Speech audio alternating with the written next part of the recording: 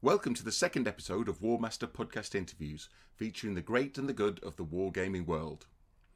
This time features the legendary game designer Rick Preistly. Rick has made such games as Warhammer, Warmaster, Warhammer 40k, Necromunda, Warmaster Ancients, Lord of the Rings strategy battle game, all while working with Games Workshop, and Black Powder, Hail Caesar, Bolt Action and Beyond the Gates of Antares, and also Warlords of Eruon with Warlord Games. Thank you for taking part, Rick. I'm sure people are going to be really interested to hear from your thoughts and insights, so let's get straight into the questions. General questions. Question 1. Can you describe your journey into wargaming? I don't think there's anything different about my journey into wargaming than anyone else's of my generation. I grew up playing with toy soldiers, as you do, and we all had ethics, and we all had Britain's figures, and we all read the same boys' comics, and I think those things prep you for a liking for those kind of games, and it just morphed from there, really. I mean, the first proper war games I started playing, I'd be about 11 years old, and they were the books by Charles Grant and Donald Featherstone, which were available in the local library. So,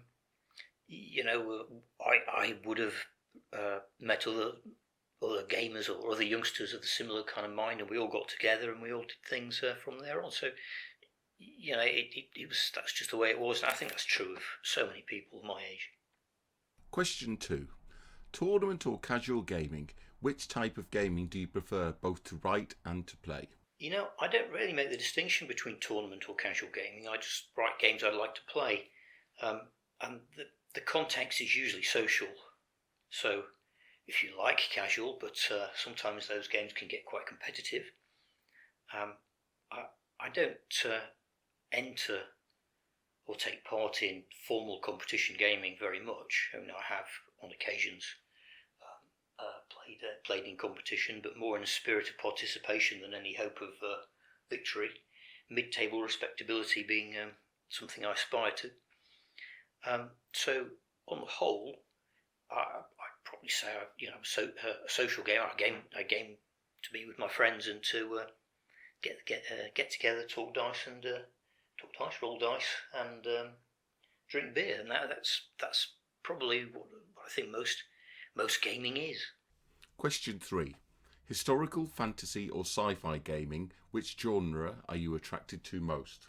Yeah, again, I don't really make a distinction between those sorts of gaming. I mean, I enjoy fantasy and sci-fi gaming because it gives you the opportunity to be more creative as a designer.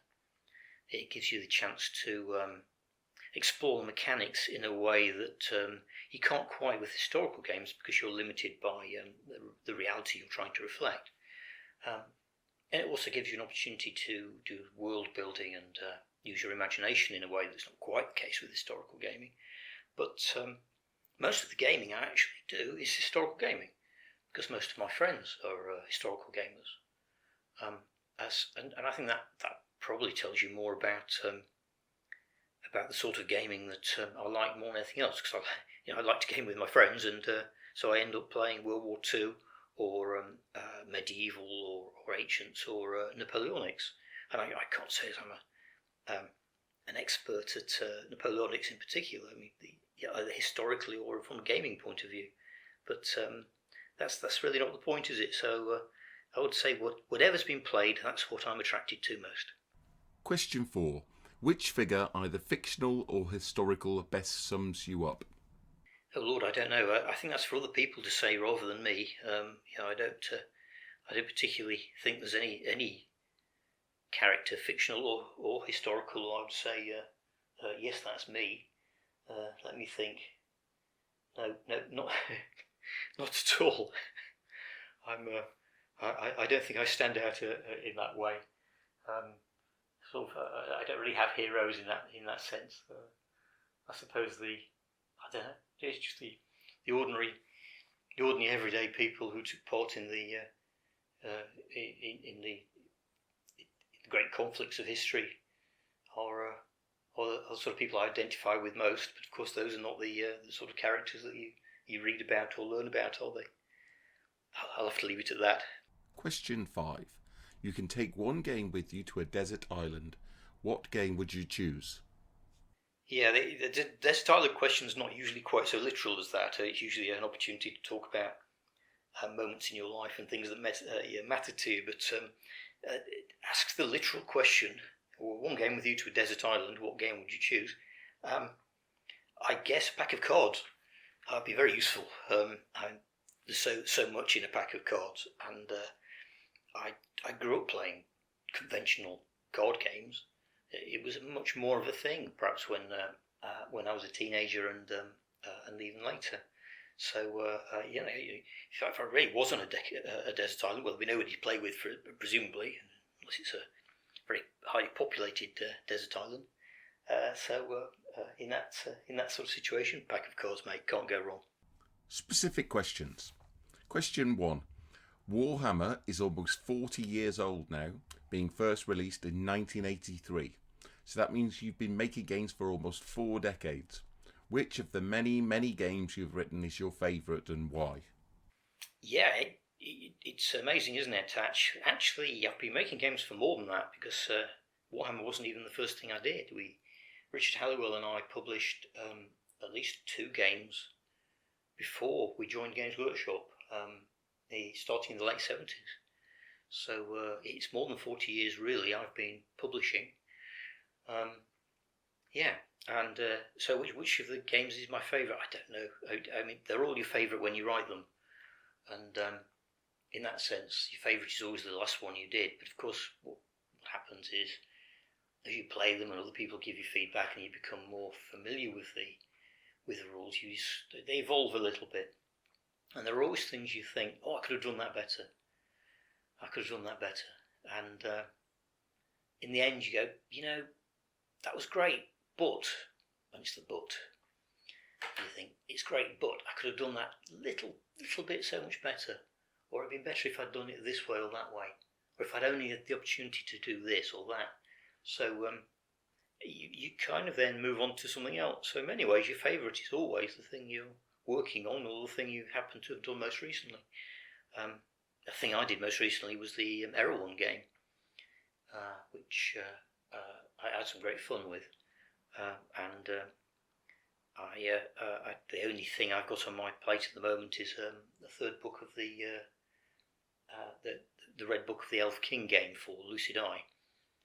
But that's the only thing that I've got in the future. So I guess I'll have to get back into that, and that'll become a new favourite. But just looking back, which one do I regard with most affection? It's very hard not to put 40k up there, simply because it made such a huge difference to both to Games Workshop and to myself. So it's certainly been the most influential, but whether that makes it a favourite or not, I don't know. Question 2. In an interview earlier this year, Warlord Games CEO John Stallard said that you gave him the game Black Powder for £1 and a curry. Being a curry lover myself, I have to ask, what kind of curry did you get, and was the deal worth it? Yeah, that is true. At the time, I was still working for Games Workshop, and my contract of employment actually made it, in theory illegal, but in practice unethical, to accept money from any other kind of employment. So I kind of had to give John Black Powder, really. The pound's a nominal amount, because it was he said that he'd been advised that unless he paid for it, it didn't actually guarantee ownership. So the £1 is a nominal amount, and I don't think I ever cashed the cheque. And the curry was more of a handshake job. It's one of those sort of things. John and I are both very partial to a curry, and even to this day, we often get together with other members of the East Midlands War Games Mafia and go out for a curry and a natter. So it would be just a normal kind of routine. I couldn't possibly say what kind of curry it was. It would be something nice and hot, I imagine. The best curry house in Nottingham now is, and there are some very good ones, so this doesn't necessarily detract from the others, but the Calcutta Club on Maid Marian Way is quite famous. And if you can get a curry out of John at the Calcutta Club, you're doing well, because it's not cheap and it's not easy to get in there either. But they do a particularly good achari, so I would go for the lamb achari, which is a slightly sour, quite hot but sour curry.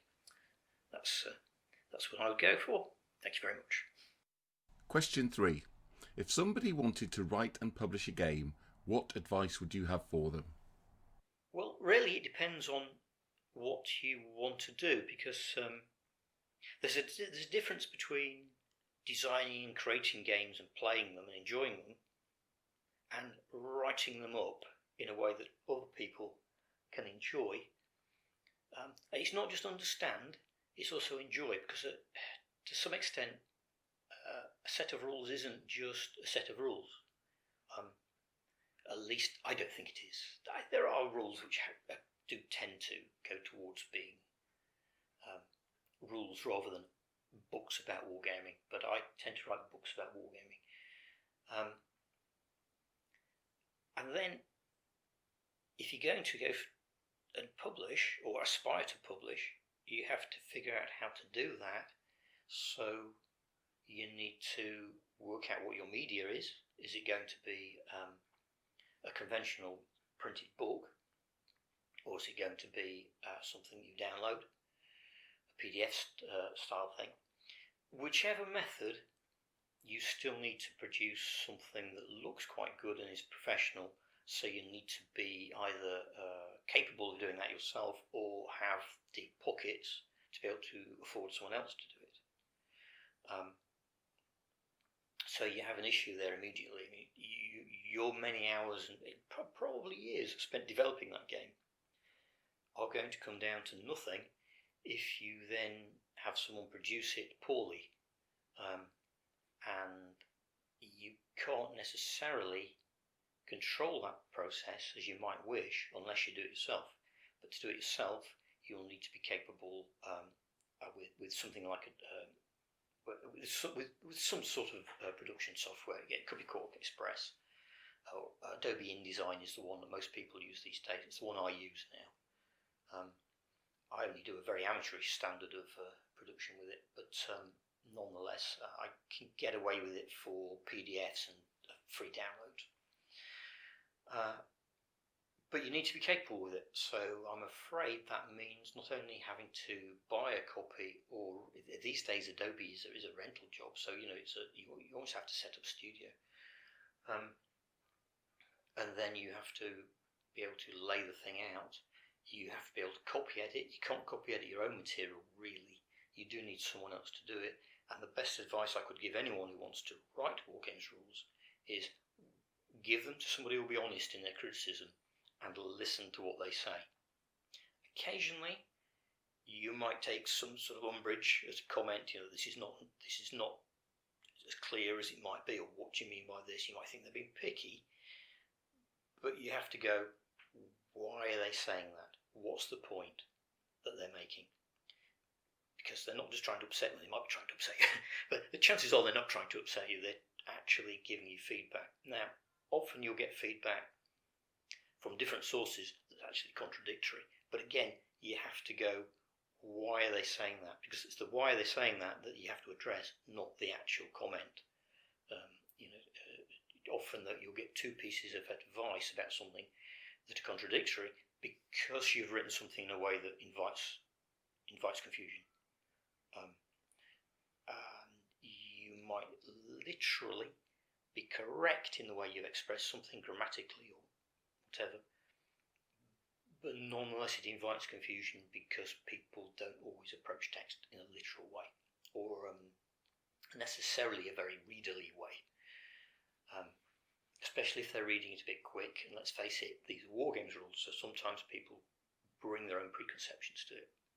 Again, if they're doing that, you have to be able to recognise it. Quite tricky. Having got some sort of way of getting text onto a page, you've got to figure out how to do illustration and diagrams. And these days, those have to be quite good. I mean, I can't really do diagrams. I can do rough diagrams, but I can't do good ones. I know quite a lot of people who do nice diagrams using fairly conventional kind of software. Always tricky diagrams. And if they go into the hands of someone else, you have to be so careful to check them. They always leave them too late. They always don't quite get them right, and then when you correct them, they don't come back quite right. So it's a struggle. And if you can do it yourself, so much the better. But the one piece of advice I would give is if you're going to include diagrams, which I think generally you should, then make sure you leave plenty of time to check them and make sure you get them right. The other thing is illustration. I mean, most books these days sell on pretty pictures. It has to be said, if you can't illustrate a book nicely, it's going to probably sit on the shelves. It's not going to get picked up. It's certainly not going to have that wow factor that you might want it to have. Maybe you don't care. If you don't care, you're going for a certain sort of market, that's fine. If you're doing a PDF, then it's less important, because at the end of the day, a PDF doesn't have that same tactile quality that a book does. But nonetheless, I would say that you have to do something. You can use photographs. If you can take decent photographs and you have something to photograph, taking a decent photograph is much easier than having something nice to photograph. I use a digital SLR. It's fairly easy. You don't really need photographic skills to take pictures of toy soldiers. You just need to rat run the techniques, which I won't talk about. I'm sure you know that's one for experts really. But if you look at the Wargames mags, you get a pretty good idea of the sort of quality that's expected these days. So you've got all that in front of you, and that's the easy part, because all you've done is produce a great book or PDF. If you're going to have it printed, you're now into serious expense. That's if you haven't already stumped up some thousands of pounds for artwork, which is what it will cost you if you want to pay for professional artists. The book route gives you an immediate problem. How many are you going to print? And if you print fewer than about 3,000 or something, it gets expensive. Printers tend to work on a minimum of that. You can, these days, it's easier to go for lower volumes, and I'd say 1,000, and even do print on demand. But realistically, if you're looking to have a book which you sell on, you can't. Print on demand is quite expensive. It's not commercially viable. You might not be interested. You might have deep pockets, and you might be prepared to do this on a kind of hobby basis, and hope to break even, no more than that. Again, what are you going to do with these books that you've just ordered? It might be 1,000. Let's say it's 1,000. You've gone. That's a fairly small print run. So that's a minimum print run, really. You've got 1,000 books. They turn up. They'll turn up on a pallet. Where are you going to put them? I had 3,000 copies of Warhammer Ancient Battles sat in my garage for quite a long time. You have to figure these things out, and that actually brings you to the real question of publishing, whether you want to publish or not, and that's what's your route to market? Because it's easy to publish books and games, relatively speaking. It's much harder to sell them, and unless you've got a clear idea of what you're going to do with these 1,000 books that you've got in your garage, you might be better off not bothering. Go for a PDF or just try something else. Because I know more than one person who's had this great idea to publish a game that's in their head, and they've made the game very successfully, and then not been able to sell the game. And it's sad, because you have all these hopes and you think, well, it's a great game, I don't understand why aren't people buying it. You go, well, because you've no route to market. How are they going to buy this game? How are they going to find out about it? And really, your printer's bill is going to land on your desk certainly within 3 months, probably within a month of the work being done. So you need to sell some quite quickly to recoup that. That's the thing that most people stumble over. And that probably, if there's one piece of advice about what I'd give to people who wanted to write and publish their own games, is to figure out how you're going to sell them first. Writing the game, have fun. Producing is great fun as well if you're capable of doing it. But it's not much fun having 3,000 books stuck in your garage going mouldy, I can tell you. Question 4. Without breaking any NDAs, can you let us know what game or games you are working on at the moment? Yeah, well, when I finished with Erewhon for World of Games, that's the fantasy warband game I did last year, the year before. I pretty much decided that was it. I wasn't going to do anything else that was as demanding as that, because actually what I found was I just don't have the concentration or the energy that I had when I was in my 20s and 30s or even 40s, and it became laborious, and also I don't have that same cadre of fellow designers to call upon that I did when I was at Games Workshop. Now that doesn't matter all that much if you've actually got lots of friends who are interested, but none of my friends are really interested in playing fantasy or even science fiction games. Very few. And so although Erewhon became something I enjoyed playing, I didn't get the chance to play it as much as I'd really like. And putting it together, it felt a little bit as if it was being railroaded through, rather than something that was going to be done lovingly and with real sort of passion. So I'm pleased it got done, and it was very kind of Warlord to take it on, because it was a little bit of a last-minute project for them. But I thought, there's no point in doing that. It's not worth the effort. It's better to just stick to gaming as a hobby in future. I mean, I'm in my 60s now, so I consider myself retired anyway. And as is my wife, who also worked at Games Workshop. So I think, I don't really need to prove it anymore. I've designed any number of games, so I'll just do things as and when they come along if the opportunity presents itself. But other than that, I think I'm pretty much done with certainly big projects and working on main sort of games. So I'm not actually working on anything at the moment. I'm doing little bits and bobs for little for Antares, but mostly for Erewhon. And Erewhon, the fantasy warband game, it's been great fun to do it, but because I've not had a chance to play now because this is middle of 2020, we've been in lockdown for 5 months. So there's been no gaming, or very little gaming. I've played a few board games, but other than that, there's been very little wargaming going on. So although I have warbands that I've developed for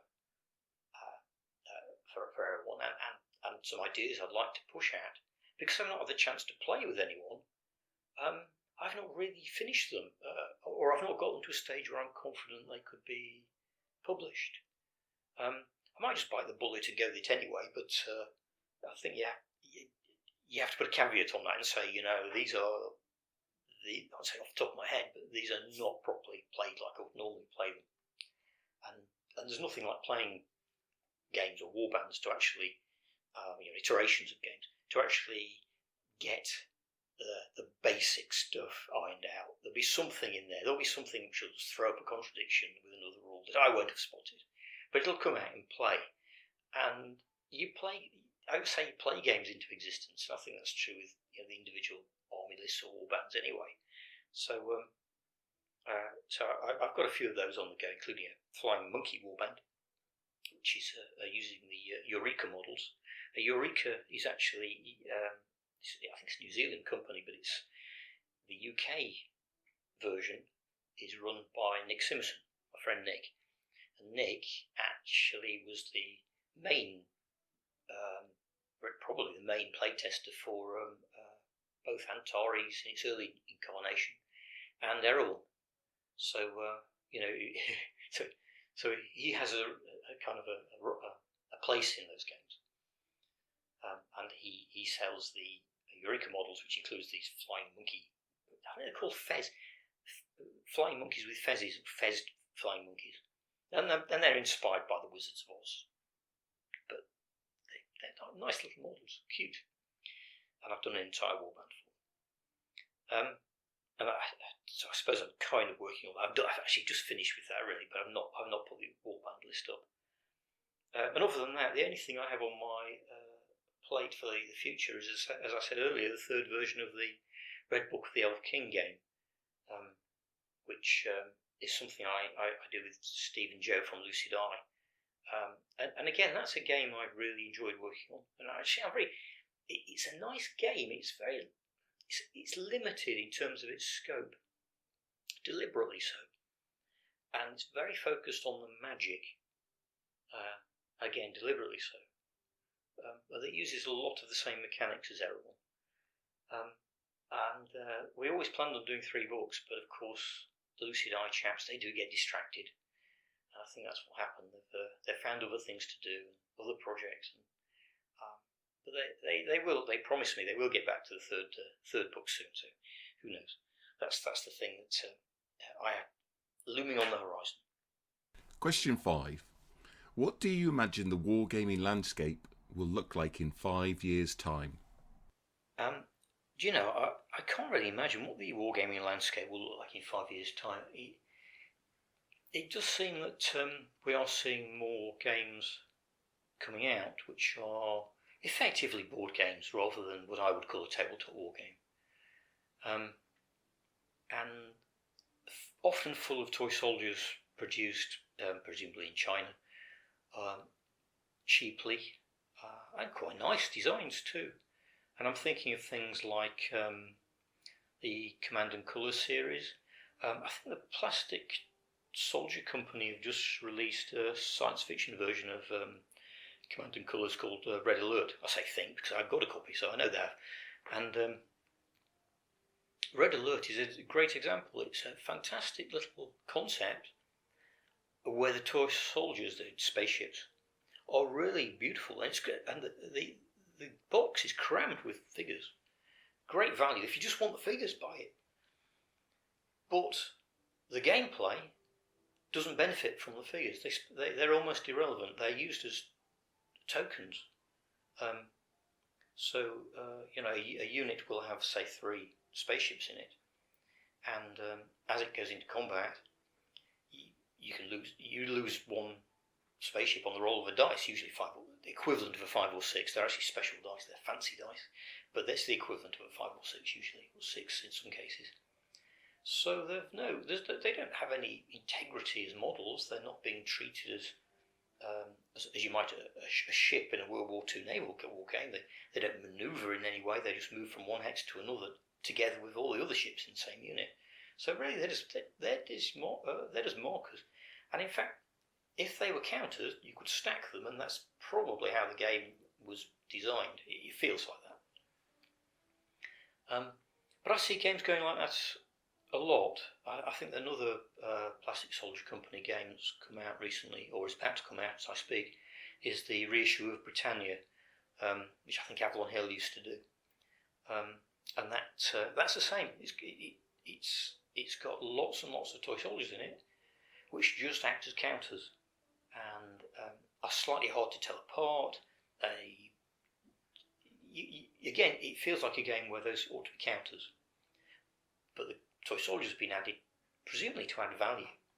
And I just see a lot more war games that have that character to them, or a lot more games that have that character to them. So that distinction between a toy soldier game and a board game is sort of merging. And the traditional war games with units of toy soldiers in the Donald Featherstone and Charles Grant tradition seems to be something that the younger gamers in particular don't have any patience with. And perhaps I can see why. And I think it's partly because the standards of presentation are so high these days. I blame Facebook and other kind of social media for this. The standards of painting are so high that if you were a 12-year-old approaching wargaming for the first time today, you'd look at those and go, I can't do that. I mean, I can't do it. Whereas when we were 12, we just, we knew how to paint our FX figures, and we knew how to paint our tanks and our planes, because we've been doing it since we were 5 or 6 years old in some fashion. And we just slapped the paint on, we didn't worry about it. But you can't do that now. And you go onto Facebook and you see a model that someone's painted and it's beautiful. And they go, oh, I don't know about this. Do you think that's the right colour? I might just put it back in the dip and strip it. And you think, oh my God, we'd paint 30 figures a night. The next day they'd be on the war games table and the varnish would still be tacky. We didn't have any angst about it. And I see the creeping angst amongst the traditional wargaming crowd. It has to be great, it has to be beautiful, it has to be fantastically painted. And I don't see that angst in the board game crowd, which I think is why the toy soldiers have that appeal with those guys.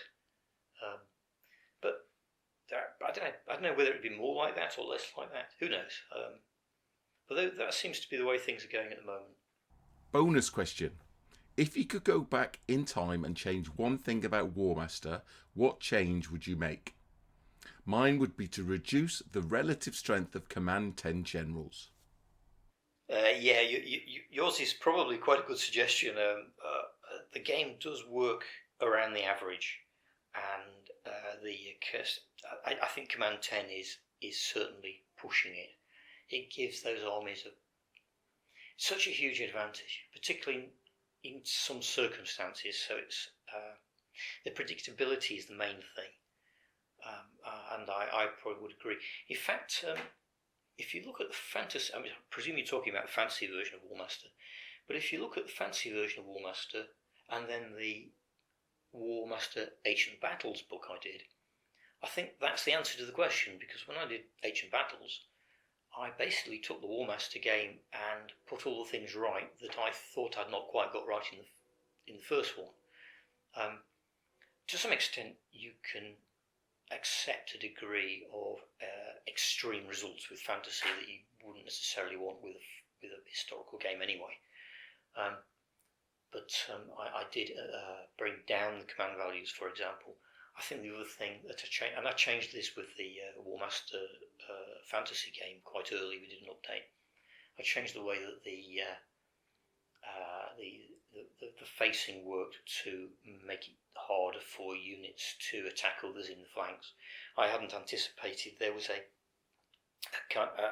kind of a loophole in the rules where it was actually easier to charge something in the flank by facing away from it, and I hadn't quite sussed that out when we playtested it. And in the updated version, I just replaced the rule with a slightly more standard Warhammer style front, flank and rear quarter rule, as you'd be familiar. I would say one of the things about Warmaster was, when I did it originally, I was determined not to repeat anything that I'd done in Warhammer. I wanted to create an original set of rules that didn't rely upon any of the well tried and trusted but over familiar Warhammer game system.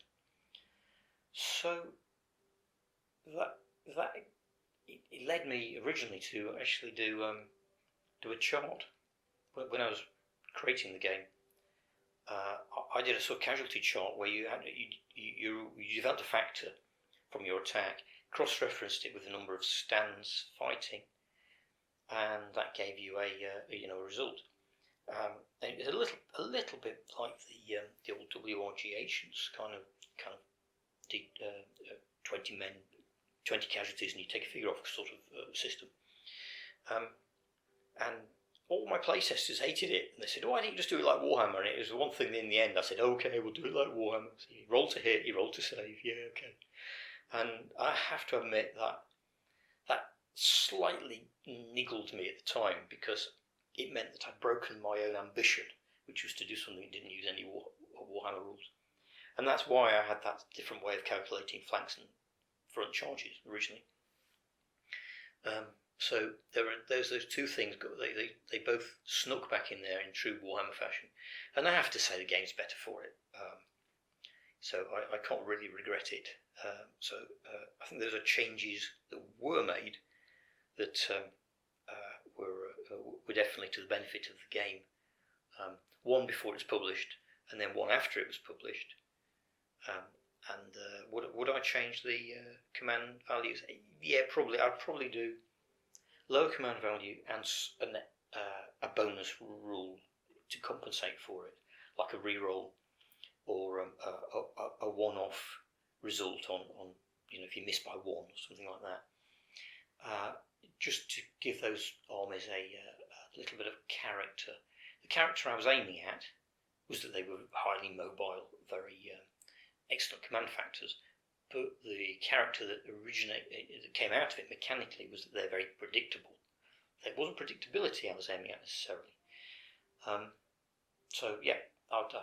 If I had to change something now from the game that it is now, that would probably be something. But that's an army. To be honest, that's an army list to change. I never regard army lists as inherently part of the game. They're always something that's up for development and change.